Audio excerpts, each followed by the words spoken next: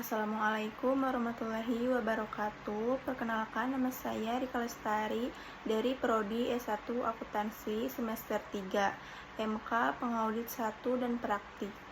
NPM saya 125241036. Di sini saya ingin menjelaskan tugas komprehensif bab 4 hasil karya sendiri. Pertanyaan yang ke-1, analisis dilema utama yang dihadapi oleh Andi Pratama ketika diminta oleh Citra Lestari untuk mengurangi prosedur audit dan tidak melaporkan jam lembur makan waktu. Identifikasi fakta relevan, isu etis, pihak yang terdampak. Jawabannya, 1. Ada memperoleh fakta yang relevan. 2. Mengidentifikasi isu-isu etis berdasarkan fakta tersebut. 3. Menentukan siapa yang akan terpengaruh oleh akibat dari dilema tersebut dan bagaimana setiap orang atau kelompok itu terpengaruhi. 5. Mengidentifikasi konsekuensi yang mungkin terjadi dari setiap alternatif. 6. Memutuskan tindakan yang tepat.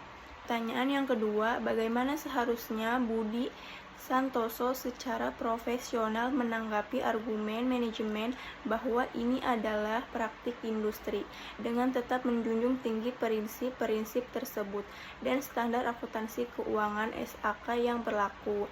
Jawabannya, berdasarkan Kode Profesi Akuntan Publik, prinsip etika yang terancam bagi Budi Santoso adalah objektivitas dan integritas. Budi Santoso harus menjunjung tinggi prinsip-prinsip standar akuntansi dengan tanggung jawab, kepentingan publik, integritas, objektivitas, dan independensi, keseksamaan, dan ruang lingkupnya. Pertanyaan nomor 3, apakah ancaman ini berada pada tingkat yang dapat diterima? Jawabannya, pengamanan yang seharusnya ditetapkan oleh KAP untuk mengatasi ancaman secara efektif adalah melalui ancaman kegiatan dan dampaknya, ancaman kepentingan pribadi, dan ancaman advokasinya.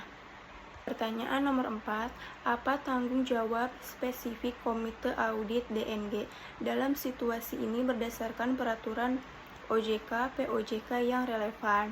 Jawabannya, permintaan DNG agar KAP juga menanggapi proyek implementasi sistem ERP melanggar peraturan OJK dan kode etik karena menciptakan ancaman penilaian sendiri. Dan KAP tidak boleh memberikan jasa non-audit kepada klien atau yang sama. Tanggung jawab Komite Audit menolak permintaan tersebut dan memastikan tidak ada pelanggaran independensi auditor sesuai PJOK. Pertanyaan nomor 5, langkah-langkah konkret apa yang harus diambil oleh KAP terpercaya dan rekan sesuai untuk mengevaluasi dan mengatasi risiko ini? Jawabannya, fakta imbalan jasa audit tahun sebelumnya belum dibayar. DNG menyumbang 25% dari total pendapatan cabang KAP karena menciptakan ancaman ketergantungan finansial.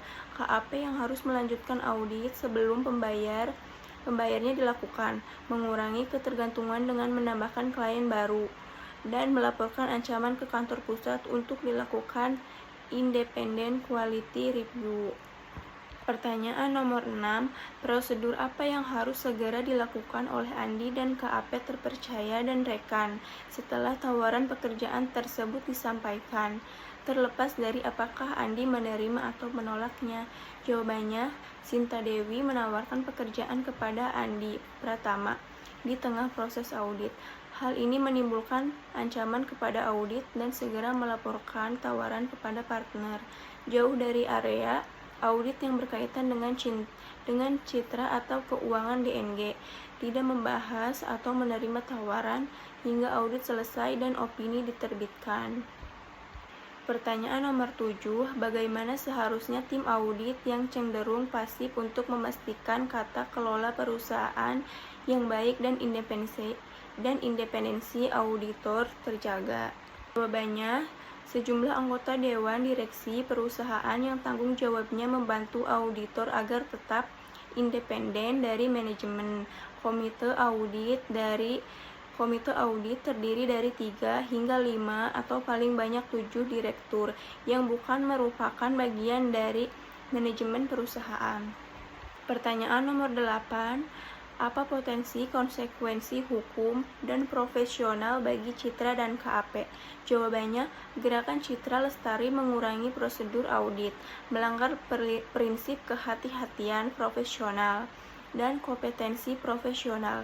Efisiensi tidak bisa dijadikan alasan untuk mengabaikan prosedur audit penting. Konsekuensinya bisa berupa salah saji material tidak terdeteksi, mengancam reputasi pribadi dan hukum bagi auditor maupun KAP. Pertanyaan nomor 9, tindakan-tindakan kepemimpinan spesifik apa yang harus ia ambil untuk mengatasi berbagai ancaman yang teridentifikasi secara simultan dan melindungi kepentingan publik? Jawabannya, Budi memiliki tanggung jawab akhir untuk memastikan auditor standar profesional. Langkah yang harus diambil: 1. Melakukan review independen internal terhadap tim audit. 2. Menolak tekanan CEO. 3. Melaporkan potensi ancaman ke regional partner. 4. Menegakkan prinsip kepentingan publik atas kepentingan klien. Pertanyaan nomor 10. Jelaskan bagaimana kegagalan etis dalam satu audit ini dapat merusak kepercayaan publik, tidak hanya terhadap profesi akuntan, tetapi juga terhadap integritas pasar modal Indonesia secara keseluruhan. Jawabannya, jika KAP menyerah pada tekanan dan mengeluarkan opini wajar tanpa pengecualian, meski ada salah satu material lembaga yang berwenang menindak adalah OJK. Pelanggaran independensi auditor publik, Komite Profesi Akuntan Publik KAP, investigasi dan sanksi, disiplin dan IAP, pelanggaran kode etik dan SPAP. Kegagalannya seperti ini dapat merusak kepercayaan publik dan dapat menurunkan reputasi profesi akuntan dan melemahkan integritas pasar modal Indonesia.